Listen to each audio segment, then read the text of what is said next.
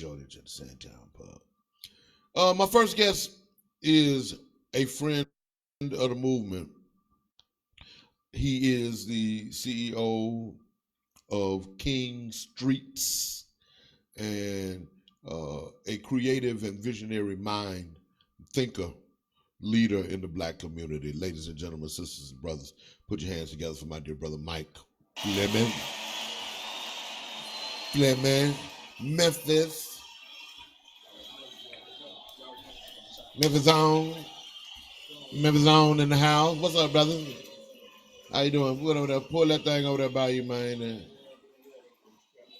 Yeah, you up on it. You good. Oh, no, I think that was holding it. I think that's what was holding it in place. Let's read that. Boy, I love a Negro show. Yeah. we doing it. We doing it. Doing it well. What is on? There you go. What's going on, Mike? Man, a little bit of everything, bro. Good. You know, it's been a minute, I know, since we talked, but, I've been working It's been because I know day. you've been out there getting it, man. You already know. Yeah. I can't wait to give you the whole update. I intentionally wasn't trying to say nothing before we got on. We're good. But shucks. Because I wanted to be able to give it raw and uncut. What I love about when you come on the show is that you make it real easy for me. Yeah. Because you break it on down. Yeah. So yeah, what we working on? Well, Slaughterman can't thank you enough, man, to show you the significance of, for those that probably didn't get a chance to see the last time I was on, you allowed me to start the first Care Alliance here. Mm-hmm. And so, the thing about that is, man, one thing about it, and because I think this is the part of what most people can't appreciate, is that I tell people all the time when I talk to people on the phone, I say sometimes I got to give people the details of my day, but that ain't the desires of my day. Right. But these are the details. So I can't avoid what the kind of the way the sequence has happened, right? So it's been a bad sequence of events to some degree because actually I want to say that because there's a lot of great things going on to show you how that moment of you being able to give us opportunity, at least even just put the stands up. And this other thing too, the Care Alliance and Kingstreets technically are one and the same. Mm-hmm. So for those who are listening, if you go out to kingstreets.com, KINGSTREETS.com, right? The sad part is people are starting to take Kingstreets as being like the solutions for African Americans, and they think Care Alliance is a solution for everybody, right? Which it should be one and the same, but and at least for me internally, but it's still a process of how we have to manage all of this. So when we put up the stands here, and I was already in talks with other people in other cities, Memphis then immediately, like less than 2 weeks later, wanted it there. So I went there and we put the first stand up there. But what worked out is the sister that's over the Urban League in Memphis was like, look, I want them too. Mm-hmm. And so she's definitely willing to pay for the stands. But this is part that I think most people just want things ready to go. And to run an organization, to run a business, all those details, them things have to be worked out, negotiated. Everything has to be budgeted.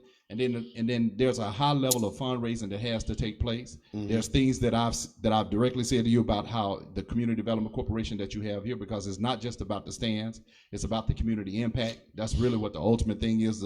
That's just one of the tools in the toolbox to be able to do it.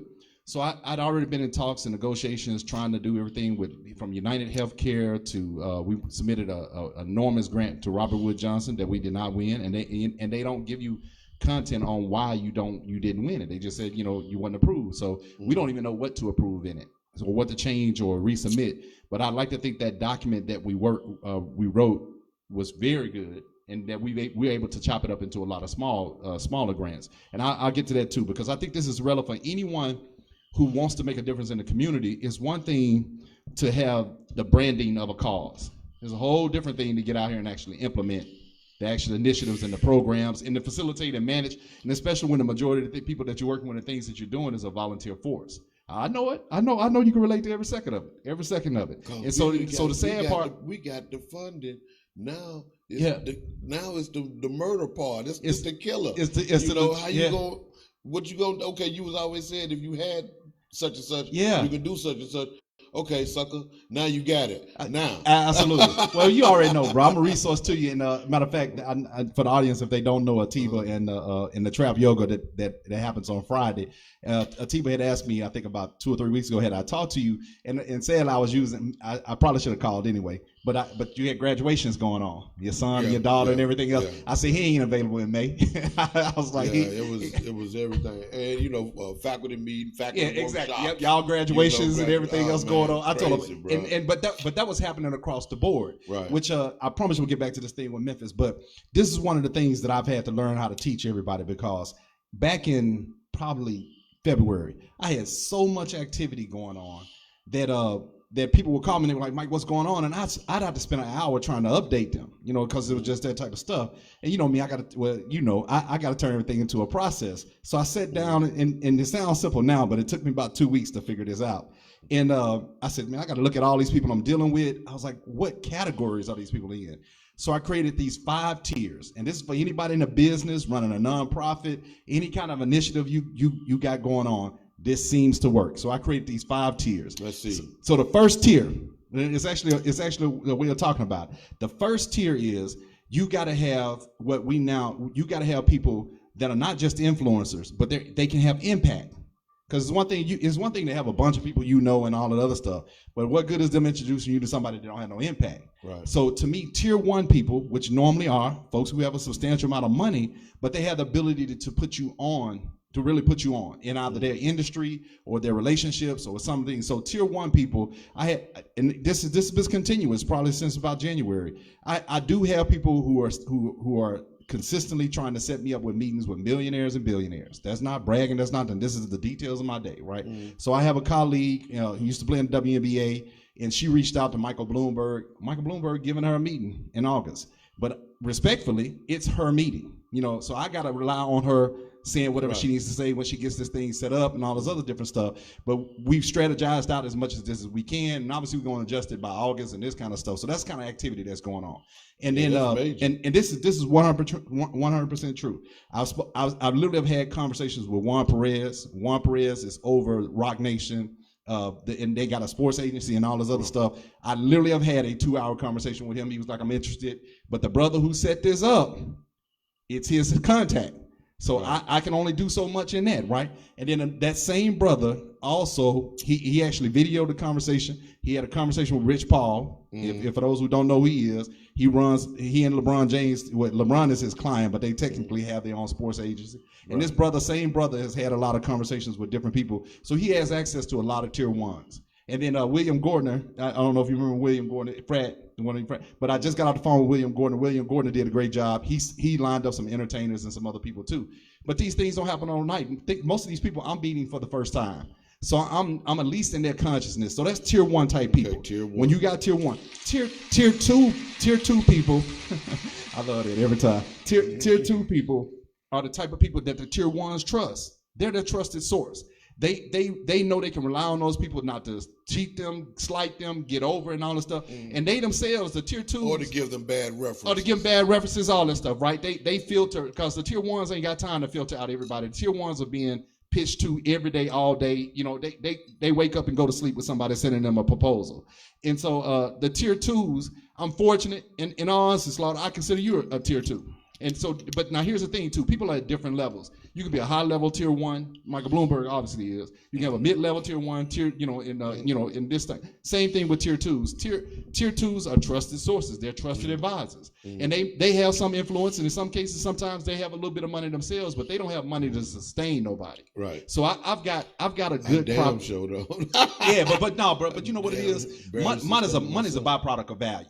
That's the thing about it. Money's a byproduct of value, and your value is off the chart, bro. It's just I think collectively, the thing that I see with brothers like you and other people, a lot of the tier 2s, a lot of times that's what's missing. They don't have the full administration marketing machine behind them. If they had that marketing machine behind them, bro, they easily would excel to the tier, to the other tier level. And most tier 1s themselves don't have time to do that. Right. And then if the tier 2s don't have something comprehensive enough, so I'm slowly becoming a tier 2. I'm not technically even a tier 2. I've been such an on the ground person. So let me say this about tier 2. You a tier 1, man. No, bro, I ain't there yet. You got $1 billion potential. Yeah, well, I feel the same way about you, bro. In between your 2 ears. I feel the same way. My intellectual property value may be there yet, but we getting there. We getting there. And I tell you, I battle with that though, because most people, they think, how the hell did you get all this stuff done And I'm like, I'm very resourceful. And, you know, I definitely can stretch a damn penny, let alone a dollar. You know, so, you know, it's that kind of stuff. And then, and I don't get caught up in the material things that other people get caught up in. So my money goes different places. I don't drink, I don't smoke. So that kind of stuff, you know, yeah. But, but so tier twos. Spend a lot of money on that. Yeah. See, that's what I'm talking about. They ain't a lot of waste, man. Outside of my kids, bro, right now, I'm not in that phase where I gotta be in those streets. And so, but tier twos, again, man, tier twos are genuine people who want to help, though. Most of the tier twos that I deal with, they're like, they want things to present to their tier ones because it validates them. Tier threes are the people that are out there doing the work. They're gonna do the work regardless, whether they got money or not, right? But to me, that's you're a tier two and a tier three. Yeah, exactly, bro. The sad part is, tier one. I say this every time I come on here with you. People only know you primarily behind this camera, but they don't realize how much empowerment. I don't know you any other way. And it was just that constant empowerment. So tier threes usually are committed to that. They're empowering something. They are empowering their community, their business, their organization. They're doing something, they grind, and they don't mind inviting other people into the process. So tier fours are proof that money don't matter. Tier fours can be millionaires, but they're not going to do anything other than what they do. If they're a doctor, they're going to be a doctor. If they're a lawyer, they're going to be a lawyer. If whatever they do, if they're marketing or management, they're not going to do anything else. They're not going to put their money anywhere else. They're not going to put their time anywhere else. As long as it directly benefits them, they may give you some compensation for it. You can make. There's a lot of people that can make a ton of money doing nothing but helping tier fours get their business advanced, and you can make your own money. And as a tier three, you might advise them, consult them, coach them, or whatever. But they are not going to open you up to any of their contacts, relationships. They're not going to do none of that. They're not going to do that. They don't even think that way. They don't even think that way. Okay. Tier fives is the community. Tier fives are people just every day just want to get up, be good people, go to work, come home, do the things that they do. To truly be successful at the scale that we're trying to be and have the impact, you got to have all five of them tiers working. And so that's what's happened to me every day. So there's a certain aspect of when, you know, obviously if the tier ones, tier two calls, I literally sometimes be in a meeting and I have to take their call because I already know that's the only opportunity I'm gonna get to speak to them. And then otherwise I can't let them go to voicemail. I can't do that. It's not that they are humanly more important, but strategically they are. And so I was like, hey, we got to deal with this. So a lot of that happens. And then the tier threes, I find myself looking around going, I've got to help the tier threes so that they can activate their tier twos. So I double up in the evening time, do training and workshops and videos and all this other stuff. So, but now that's just the relationship management side of it. And I can imagine you can relate. And I can imagine you got people on all five of them skills. You've interviewed people on all five of those skills. And so, and the reason I don't mind sharing it as a technique, because it's not just a random list of things. Like I said, it took me 2 weeks to figure that out because I was like, what is going on? I was like, all this activity I got going on. And so, but to most people, as I've been sharing it, they now talk to me through those tiers. They're like, Mike, I got a tier one, I got a tier two, I got, I need you to meet this particular person. And I'm like, okay, good, because we got some kind of line of communication that we can go through. Now, having said that, this brings me back to everything else. I was already in talks with Memphis and Birmingham about bringing up the Carolinas, and they were moving, they really were. But the moment I put them pictures out, it solidified the concept. Oh, I can't help but bag this up too. Man, this knocks the wind out of me doing it, bro. I struggle constantly with when people personally one-on-one with me. They go, man, Mike, I got you. Literally, I literally get this, man. White, black, otherwise. I get people saying, man, but if I take you to this meeting, see, these are tier threes and tier twos who struggle with something else. And they go, but if I take you to this meeting, the conversation gonna become about you. Knocks the wind out of me every time, bro. Every single time. Yeah. And I'm going, Doc, man, if you know me, you know I'm not going to do anything that's not inclusive. Right. Matter of fact, I have no concept in my mind that I can win without being cooperative. I have no concept in my mind that I can win without being collaborative. There's just no way around it. And so the same brother who got me to Rock Nation and got me to Rich Paul and all the rest of stuff, I'm surprised he still introduces me to people because he was one of the first people to say it. Before he started making the introductions, he goes, he's tied to the NBA and all this stuff and about to have some big contracts and stuff. So that's why he's doing this. And he was like, Mike, I'm trying to help these people figure out where to put their money and their time and all the rest of the stuff. But that brother told me before he made them phone calls, he said, Mike, I just don't know. He said, man, everybody gonna want to talk to you. And all I can say is, bro, at some point you got to trust the process. That's all you can do. That's all you can do. I was like, cause Yeah. if we truly about community development, then let's put the best things on the table. Whether they come from me, him, you, anybody else, I don't care. Let's put the best things on the table. So two white guys, man, in the last 2 months. One white guy point blank said, man, you too smart. White guy last week said to me, I'm in a meeting and he's like, man, I'm willing to give my time and my treasure. I said, that's a rich white boy statement right there, right? He was like, I'm willing to give my time and my treasure to helping y'all get this thing moving and going, right? And I'm sitting there looking like, okay, first of all, what's the size of this treasure, right? But let me tell you, what I need to back up. But previously to that, 20 minutes before that, he was like, man, I just thought you were a pretty boy. I can't stand that shit. I can't stand that, bro. I can't that. We can't have no other value, or we can't be equal in intelligence, and we can't be all this other stuff that you're gonna try to diminish something down to just what you thought your perceived notion and stuff was about something. Yeah, yeah. And especially with the way you look, yeah, bro. Yeah, hey, I can't spit it out of me, bro. I done tried. I can't spit it out. But to get to the heart of it, man, and what it comes down with you, so I probably don't go. In all honesty, bro, I probably don't go through 4 calls. If I make 4 calls in a day, your name is brought up in at least 2 of them directly, and usually that's with the 3s and the 2s. And so, and the ones, they usually there's something specific, so I have to try to get them on the broader thing and the numbers of it. And that's just the reality of it. They're like, now what are you trying to do? I said 1,000 cities, the Kingstreets, right? Because I got to give them scale, right. Or I got to give them impact, or I got to say, it's going to be the 10 counties of Atlanta. It's going to be this and this and this and this kind of stuff. So I can't get, so with them, I already know is what I call scale, scope, and pace, right? I got to give them the size, I got to give them the distance, and I got to give them the speed of what they got to do. So I'm telling y'all, scale, scope, and pace. Whatever your strategy is, it's got to have those 3 elements in it overall if you're trying to get substantial amount of money. The Robert Wood Johnson grant, we submitted for $3.5 million. Like I said, they rejected it, but it took them 6 weeks. So from the time I originally talked to you, we were just submitting that grant. It took them 6 weeks to get back to us. We submitted for the Jordan grant. I didn't find out about it until 10 hours before it was due. My team got together. We submitted the Michael Jordan grant. We waiting on them to respond. We've been looking at Ben and Jerry's. If y'all are not, oh, by the way, on Kingstreets, if I think it's the support link. I put up a website that has nothing but grants for Black people. Okay. Nothing but grants. So or you can put into the search grants. And it should come up as where the link is, and then in that same category, there's a list of all the organizations that support Black organizations. So I put all that. So Kingstreets is a resource portal. As we continue pulling content and information, the show is on there. All those things are on there too. So, brother, I could go on and on, but this is the key thing. Within that month, I put that stand up. Memphis, Birmingham, and even a partner of mine in Miami was like, look, I need it here.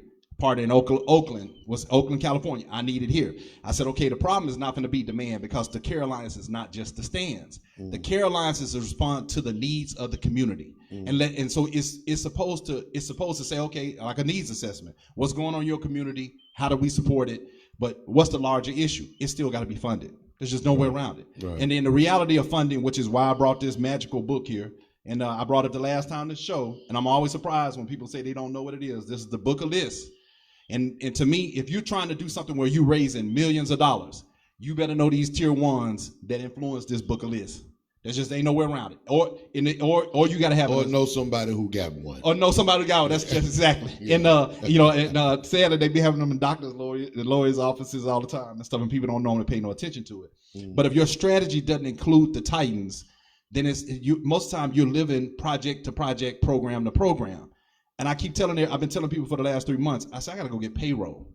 And I said, we need some sustainable payroll. I'm thankful for the volunteers and people that help, but I want to pay people.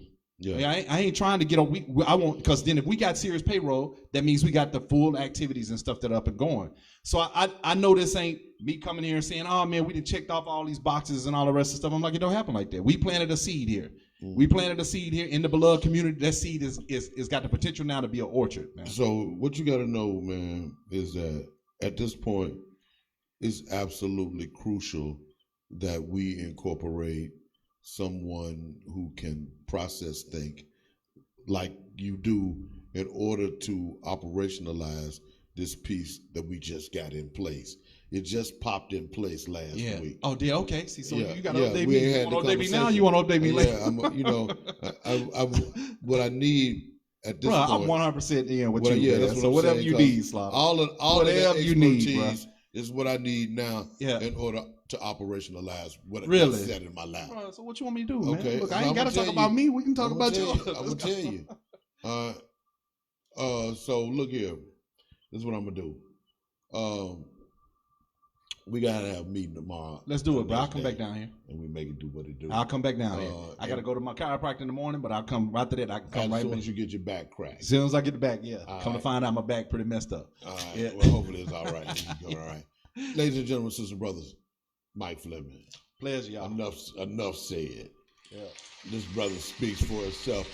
Look, we're gonna take a quick break. We'll be back in a minute. We finna bump that Rob Love commercial. We finna bump that Rob Love commercial.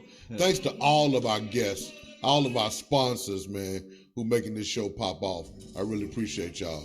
Y'all check these commercials out. We'll be back. You know what, bro? Seriously, bro. You already know it, bro. If you got time later today, whatever you need me to do.